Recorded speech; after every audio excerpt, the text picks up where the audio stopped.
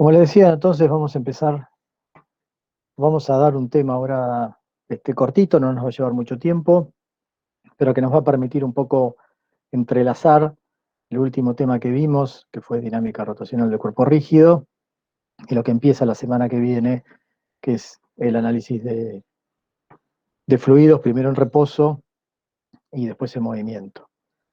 De lo que vamos a hablar en la clase de hoy va a ser de elasticidad de los cuerpos, cómo uno puede analizar las deformaciones que se producen en un cuerpo cuando son sometidos a una fuerza. Nosotros hasta ahora hemos utilizado el modelo de cuerpo rígido, que nos ha resultado muy útil para todas las situaciones que quisimos analizar, pero va a haber algunos casos en los cuales las fuerzas que estén aplicadas sobre un cuerpo van a producir estiramientos, aplastamientos, deformaciones, que van a ser suficientemente importantes como para que no podamos despreciarlas. Incluso en algunos casos, puede ser que lo interesante o lo importante para analizar frente a un cuerpo, entre comillas, rígido, que se encuentra en situación de equilibrio, va a ser cómo las fuerzas que están aplicadas producen deformaciones sobre este. En particular, hay toda una rama de la ingeniería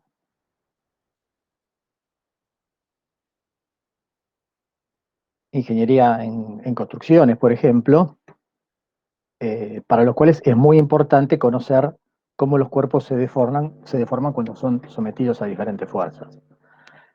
En esta figura en particular,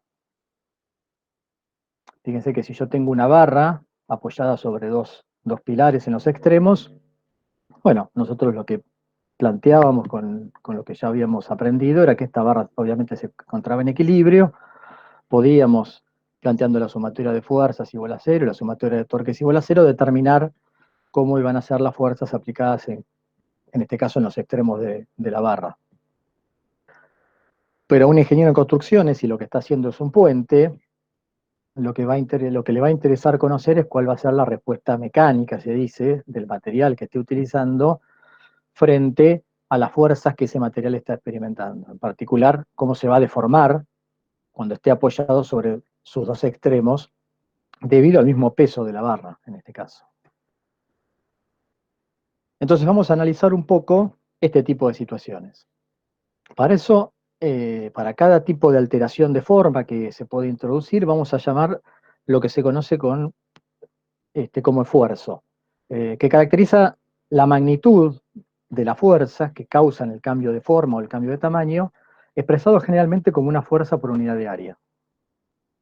Vamos a analizar tres tipos de esfuerzo, o cuatro tipos de esfuerzo en realidad, y vamos a definir cuatro tipos de deformaciones, y vamos a definir para cada una de esas deformaciones un esfuerzo. La otra cantidad asociada a, a este proceso va a ser justamente la deformación, que lo que describe es el cambio de forma resultante en el cuerpo debido a la fuerza que están siendo aplicadas sobre el mismo. En general, si el esfuerzo y por ende la deformación que se genera es pequeña, comúnmente van a ser, para todos los materiales, muy en general, van a ser directamente proporcionales unos a otras. Y la constante de proporcionalidad la vamos a llamar el módulo de elasticidad correspondiente a ese tipo de deformación. Esta proporcionalidad que existe entre el esfuerzo y la deformación es lo que se conoce como ley de Hooke. Algo de la que ya hablamos, acuérdense cuando analizábamos el comportamiento de un resorte, cuando aplicábamos una fuerza sobre él, lo que decíamos era que la deformación que se producía en el resorte, es decir, el estiramiento o la compresión, el cambio en su longitud, era proporcional a la fuerza que aplicábamos. Y yo nombré en ese momento que esa relación lineal entre la fuerza aplicada y la deformación que se producía era lo que se conoce como ley de Hooke.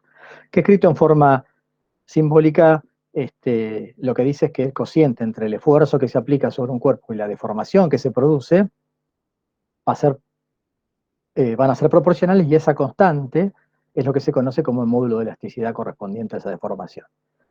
Esto no es una ley general, esto es un resultado experimental que se aplica solamente, como les decía, en un intervalo muy limitado de deformaciones. Esto solamente vale para deformaciones muy pequeñas, pero es muy útil para analizar el comportamiento en ese pequeño régimen de deformaciones o esfuerzos pequeños porque son justamente los que en muchos casos resulta interesante para analizar el comportamiento mecánico de los materiales, por ejemplo, que se usan para la construcción, donde las deformaciones o los esfuerzos que se van a aplicar son realmente pequeños.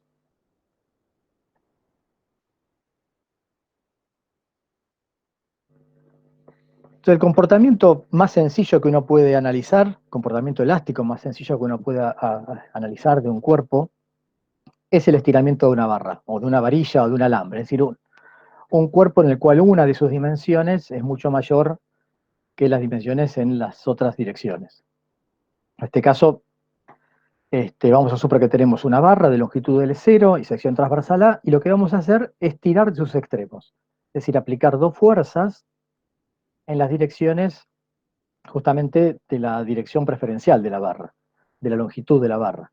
Dos fuerzas de igual módulo, igual dirección y sentidos opuestos. Entonces fíjense que en estas condiciones donde el módulo de las dos fuerzas son iguales, y lo vamos a llamar F transversal, la barra se encuentra en equilibrio, la sumatoria de fuerzas es igual a cero, la sumatoria de torques es igual a cero, pero si analizamos el caso ahora de una barra real, de un material comportándose en condiciones reales, lo que vamos a observar es que si originariamente tenía una longitud del cero, debido a estas dos fuerzas de tensión aplicadas en sus extremos, la barra se va a estirar.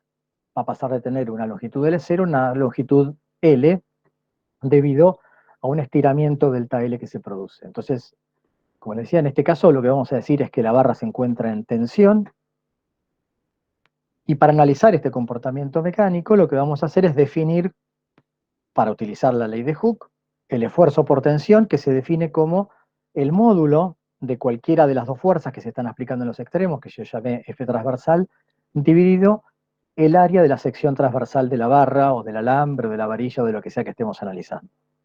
Entonces el esfuerzo, fíjense que va a tener unidades de fuerza sobre área. En el sistema MKS eso va a ser Newton sobre metro cuadrado, y esa unidad se conoce con el nombre de Pascal. Esta va a ser una unidad de la cual vamos a hablar mucho, porque ya van a ver, lo vamos a ver hoy, y vamos a empezar también, y lo vamos a analizar mucho la clase que viene. Una cantidad que nos va a interesar analizar cuando analicemos fluidos, que es la presión, también tiene unidades de Pascal. Vamos a ver que hay muchas unidades equivalentes para describir este tipo de cantidades, como los esfuerzos o la presión.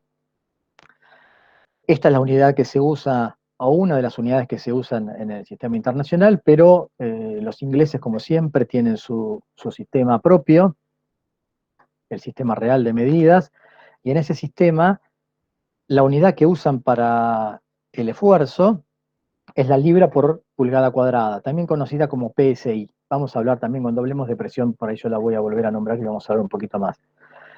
La relación entre PSI y pascales es la que está acá. Un PSI son 6.895 pascales. Entonces cuando aparezcan unidades de PSI, tienen que saber que estamos hablando también de unidades de fuerza sobre área, es decir, unidades de esfuerzo.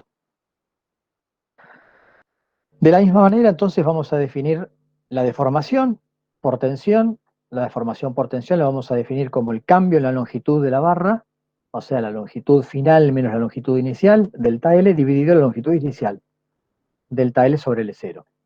Entonces, fíjense que representa el estiramiento por unidad de longitud de la barra, y es una cantidad dimensional, ¿no? Porque esto tengo unidades de longitud arriba sobre unidades de longitud abajo. Esto es una cantidad, la deformación me da una cantidad adimensional.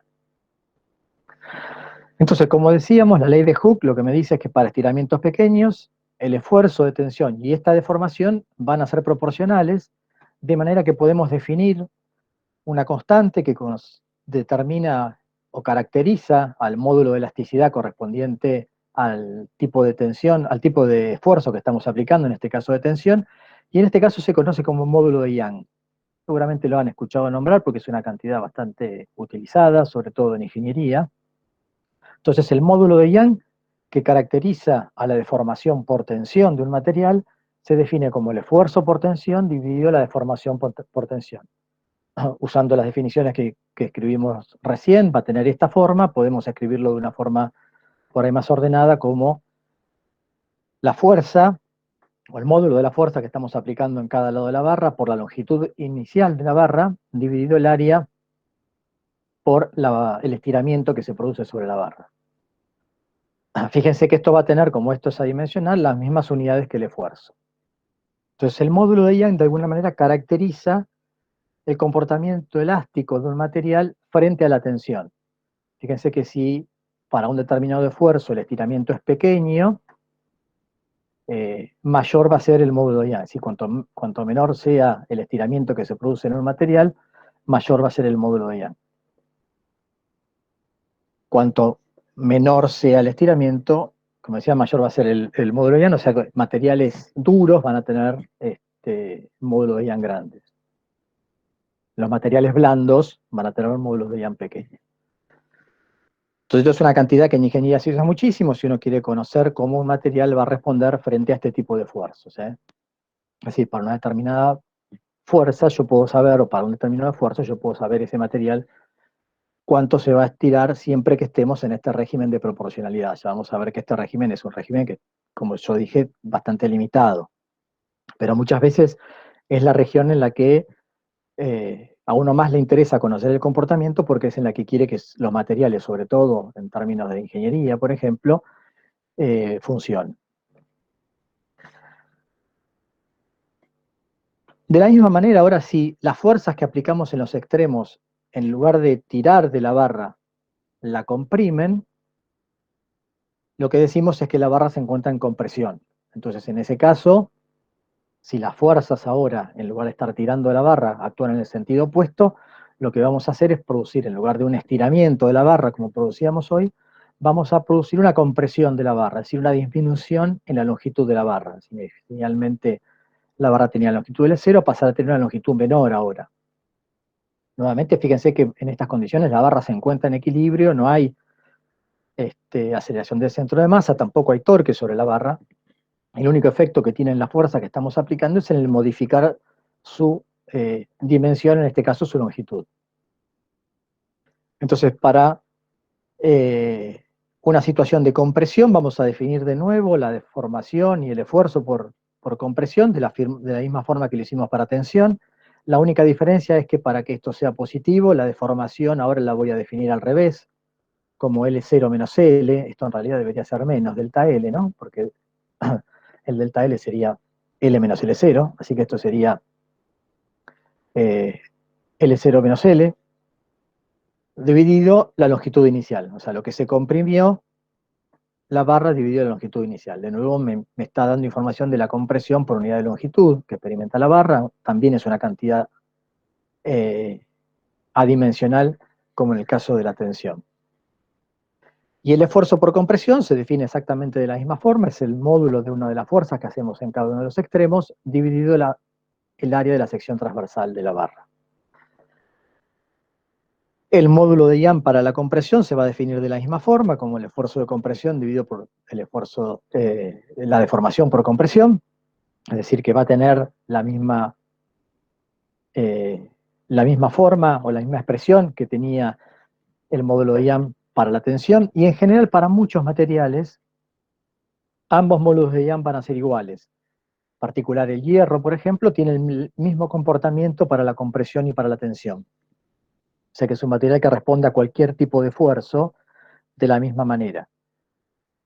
No así, por ejemplo, el hormigón, que se usa mucho en construcciones. El hormigón es un material que responde muy bien a la compresión, pero que tiene baja respuesta frente a las tensiones. Por eso cuando se hace una losa de hormigón, es decir, el techo de una casa, no sé si alguna vez lo vieron cuando se construye, que se hace todo un encofrado de madera y se tira el hormigón sobre ese encofrado para hacer el techo, no se hace de hormigón solo, sino que se le hace todo un entramado, un mallado de barras de hierro. Porque piensen que cuando se hace un techo, la deformación que se produce es del tipo de la que yo ponía en la primera figura, ¿no? En esta de acá. El techo va a tender a curvarse de esta forma. Entonces va a sufrir deformaciones por tensión, porque fíjense que lo que está pasando es que el material se está estirando, ¿no? Su longitud al curvarse de esta forma va a ser mayor, es decir, que tiene que responder a esfuerzos de tensión. Como dijimos, el hormigón no responde bien a esfuerzos de tensión, es por eso que se agrega el hierro, que sí tiene una buena respuesta mecánica frente a los esfuerzos de tensión, para que la losa aguante y no se venga abajo. Por eso también en la antigüedad, en general, muchas veces las estructuras de los techos tenían esas formas abovedadas, ¿sí? Porque se construían con piedra, que tiene una respuesta parecida a lo del hormigón, y si lo piensan, cuando uno construye los techos con estas formas abovedadas, las cargas que se producen se distribuyen lateralmente en formas de esfuerzos de compresión. Es decir, esas piedras están sometidas a esfuerzos de compresión cuando están en estas estructuras del tipo abovedada y no a esfuerzos de tensión cuando tienen una estructura plana como una losa.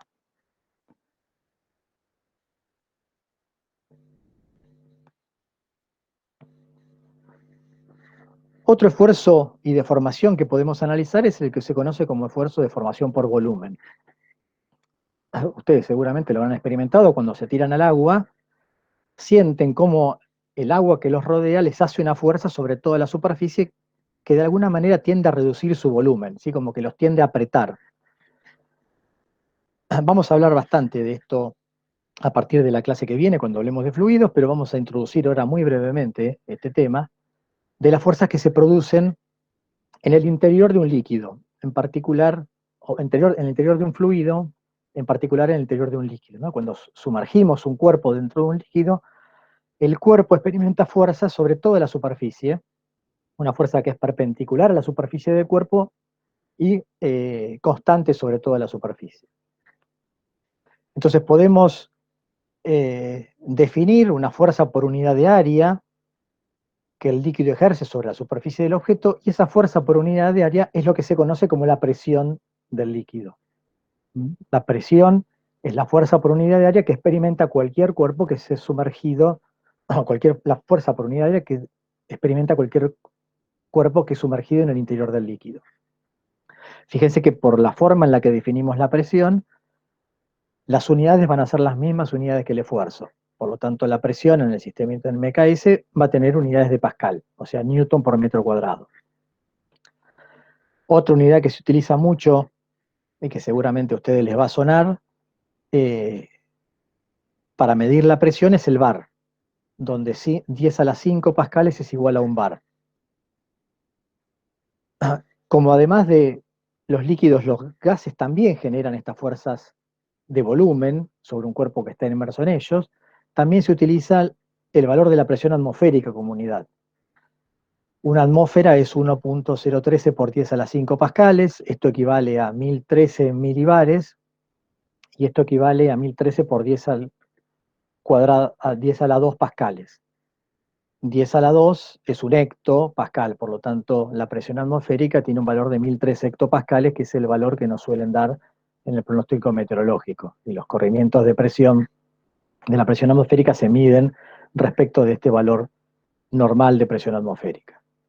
Entonces seguramente esto es una unidad, la de hectopascales, que ustedes habrán escuchado nombrar cuando se da el pronóstico meteorológico. Antiguamente, fíjense que es la misma, ¿no? Se usaba más la unidad de milibar. La presión atmosférica se solía dar con el mismo valor numérico, porque la relación es 1 a 1, pero se solía dar con la unidad de milibar. Hace unos años, no sé muy bien cuál es la historia, pero se cambió y se pasó a medir la presión atmosférica en hectopascales. Entonces, en este caso, de nuevo, para analizar el comportamiento elástico de un material frente a deformaciones y esfuerzos por volumen, lo que hacemos es definir la deformación por volumen como el cociente entre delta B sobre B0, es decir, lo que cambia el volumen del cuerpo dividido el volumen original. Fíjense que esto en este caso va a ser una cantidad negativa. Entonces, de nuevo, si se cumple la ley de Hooke, un aumento de presión va a producir una deformación en el volumen que va a ser proporcional a esa presión, y el módulo de elasticidad correspondiente se designa con la letra B. Entonces el módulo de elasticidad para la deformación por volumen que lo designamos con la letra B, será el esfuerzo de volumen dividido la deformación por volumen. Si lo escribimos en función de las cantidades que expresamos recién, lo podemos escribir en función de esta cantidad, y se conoce simplemente con el nombre de módulo de volumen. Entonces fíjense que de nuevo va a tener unidades de presión, porque este cociente que está acá, delta B sobre B0, es una cantidad dimensional. Entonces el módulo de volumen va a tener unidades de presión. En general, lo que a uno le interesa más en estos casos es saber cómo se va a comprimir el material, y por eso se suele usar la inversa del módulo de volumen, que es lo que se conoce como la compresibilidad del material. La compresibilidad de un material se designa con la letra K minúscula y es la inversa del módulo de volumen. Entonces, en general, si uno busca en las tablas y quiere analizar cómo responde un material a una deformación o un esfuerzo por volumen, en general es más común que la información esté dada en función de la compresibilidad, que no es otra cosa que la inversa del módulo de volumen.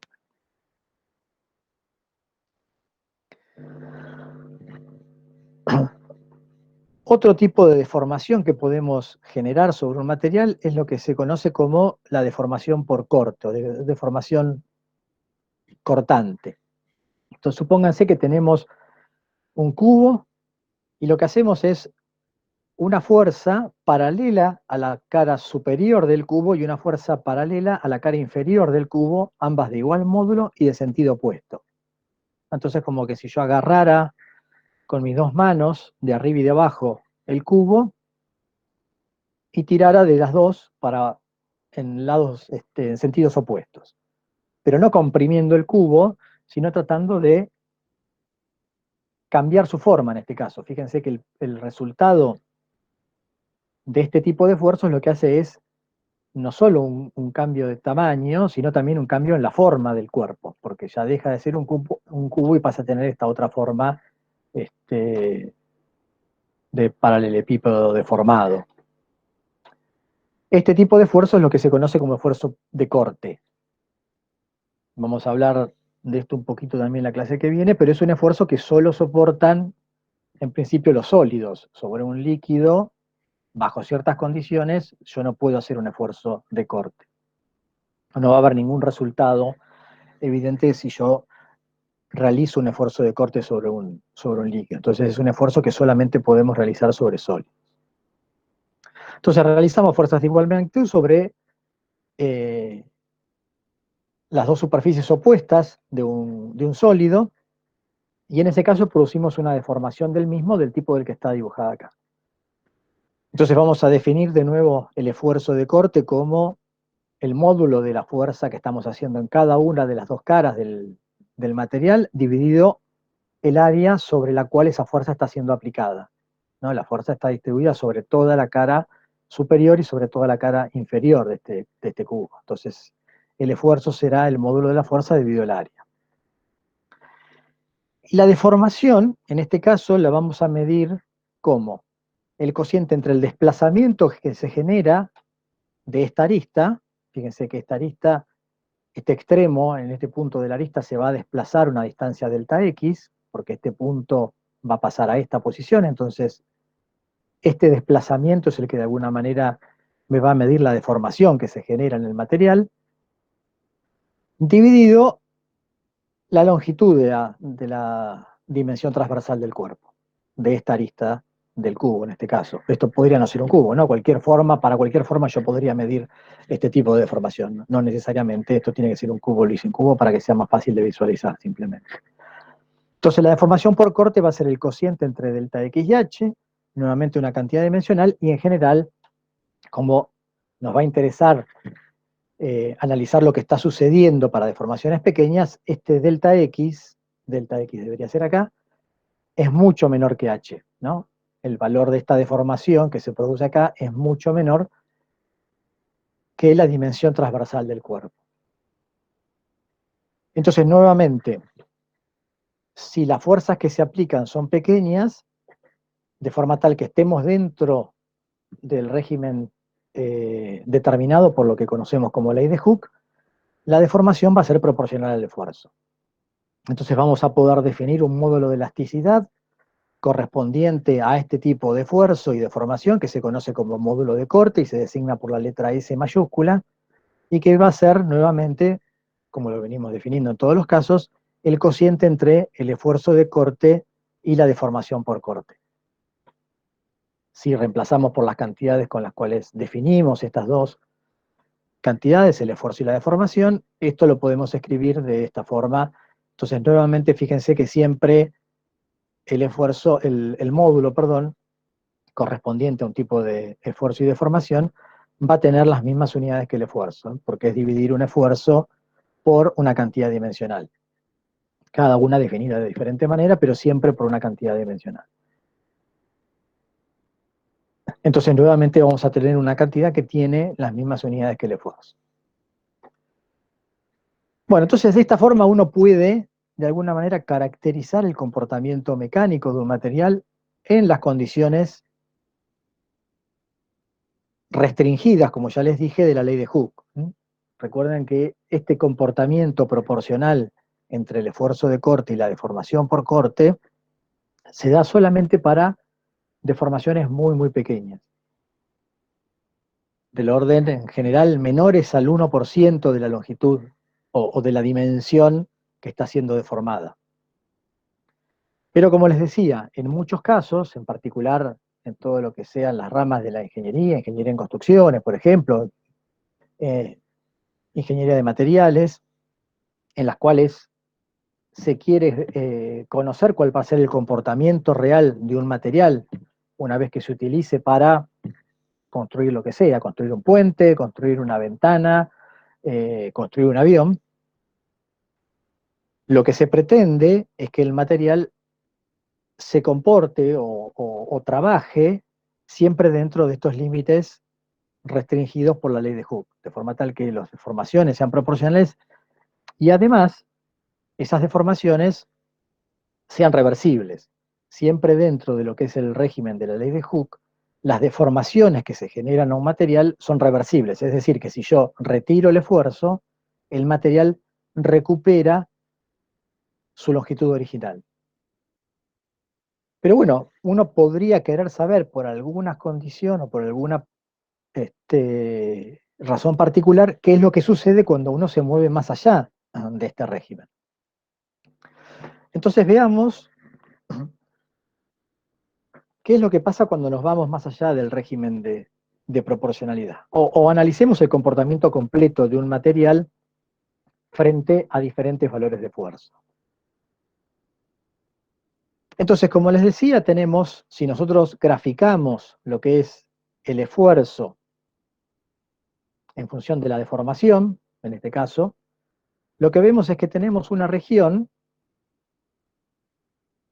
lineal.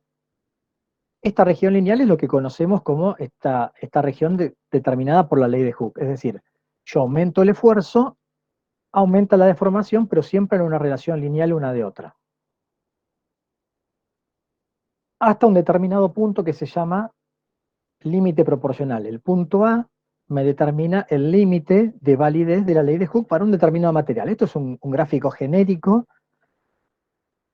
podría ser, no sé, para el hierro, supónganse. El comportamiento elástico del hierro frente a la tensión. Entonces va a tener un comportamiento lineal, la deformación con el esfuerzo, hasta un determinado punto que se conoce como límite proporcional.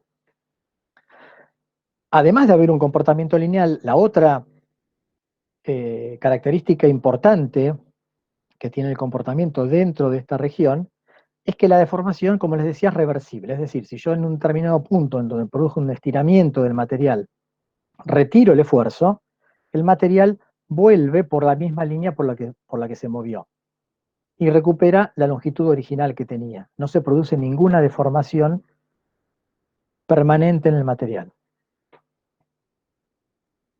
A partir del punto A, el comportamiento cambia, ya deja de ser lineal, ya deja de haber una relación lineal entre el esfuerzo y la deformación. Entonces aparece esta otra región, entre A y B, en la cual ya el comportamiento no es lineal, pero sigue estando dentro de lo que se conoce como límite elástico. El punto B determina lo que se conoce como límite elástico. ¿Qué significa eso? que si yo estoy dentro de la región elástica, es decir, entre un esfuerzo nulo y el esfuerzo que me determina el límite elástico, cuando yo retiro el esfuerzo, el material recupera la longitud original. Es decir, no produzco ninguna deformación permanente en el material. Entonces, en general, cuando se usa un determinado material para hacer para construir eh, alguna aplicación, lo que se pretende es que trabaje dentro de lo que se conoce como límite elástico, que nunca vaya a estar sometido a tensiones mayores a las que determinan el límite elástico, porque si yo supero este límite, si yo me muevo más allá del límite elástico, ¿qué es lo que pasa? El esfuerzo y la deformación siguen ya no siendo proporcionales, pero si yo realizo un esfuerzo mayor al que me determina el esfuerzo del límite elástico, cuando yo retiro el esfuerzo, la dimensión que estoy analizando ya no vuelve por la misma curva por la que se movió ascendentemente, sino que va a volver por una curva distinta. Y para esfuerzo cero voy a quedar con una deformación remanente. Es decir, que voy a haber producido una deformación permanente e irreversible en el cuerpo, de forma tal que ya no recuperé el mismo cuerpo que tenía originariamente. La forma y el tamaño original se perdieron. Y con eso también las características mecánicas del material. Un material que es deformado permanentemente ya no va a responder de la misma forma frente a una nueva deformación, frente a un nuevo esfuerzo. Entonces, cualquier material que se use en ingeniería para construir lo que sea, siempre tiene que funcionar dentro del límite elástico. Una vez que se supera ese límite, empieza a producirse lo que se conoce como la deformación plástica. Cuando se empieza a producir la deformación plástica, el material ya pierde sus características iniciales y con un esfuerzo mayor al determinado por el límite elástico voy a producir una deformación permanente y reversible en el material, es decir, que voy a estar cambiando ya sus propiedades fundamentales. Fíjense que lo que sucede además es que a medida que aumento el esfuerzo, cada vez que me muevo más allá en deformación, cada vez me cuesta menos deformar el material. Es decir, que yo aumentando cada vez menos el esfuerzo, produzco una deformación igual, hasta llegar a un punto en el cual, incluso disminuyendo el esfuerzo, sigo produciendo un aumento muy grande en la deformación. Y esto, como les decía, esto sucede para todos los materiales. Si bien esto se conoce como deformación plástica, no quiere decir que esto sea un comportamiento solamente del material plástico. Es el tipo de comportamiento que presenta el material frente a un determinado esfuerzo. Si ustedes miran en YouTube hay videos en los cuales se pueden ver los estudios que se le hacen a los diferentes materiales, en particular se le hacen estudios de torsión o de tensión a probetas de hierro bastante grandes, en unas máquinas especiales que las toman los extremos y empiezan a tirar, las empiezan a girar. Pueden ver algunos ejemplos en los cuales se ven que durante un intervalo de tiempo la deformación que se produce es casi imperceptible, y llega un momento en el cual se aumenta tanto el esfuerzo que se realiza sobre el material que el material empieza como a fluir, ¿no? Se empieza a deformar de una forma relativamente muy sencilla y se comporta básicamente como si fuera un plástico, ¿no? Lo que uno ve es que una probeta de acero inoxidable o de hierro, en un determinado momento se empieza a estirar como si fuera un chicle casi. Y eso es lo que sucede en esta región de deformación plástica. Y obviamente en algún momento se llega a este límite C, que es lo que se conoce como el punto de fractura. En un momento el material se rompe. Entonces este comportamiento del material, de la deformación de un material frente a un esfuerzo, es conocer este tipo de comportamiento fundamental a la hora de querer utilizar un determinado material para construir algo, ¿no? Lo que sea.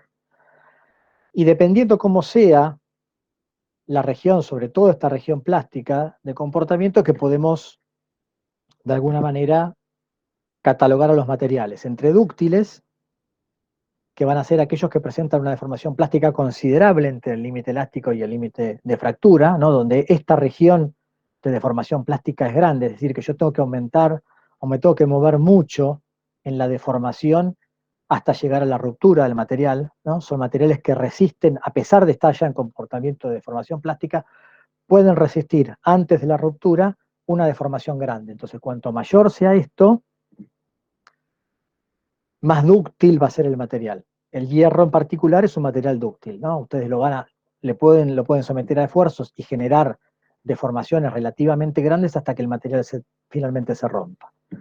Si esta región de deformación plástica es pequeña, es cortita, es decir, una vez que yo supero el límite elástico, un pequeño aumento en la deformación ya lo rompe, entonces en ese caso estaremos frente a lo que se conoce como materiales frágiles, ¿no? Un material frágil, por ejemplo, es el vidrio. El vidrio tiene un comportamiento elástico como todos los materiales, de hecho, si no, no podríamos hacer ventanas de vidrio.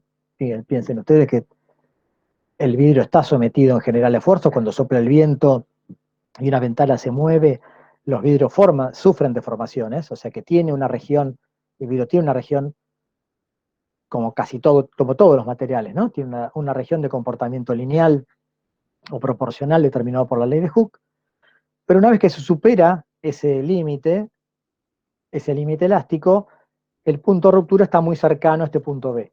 Entonces no soporta deformaciones mucho mayores más allá de su límite elástico antes de producirse la ruptura.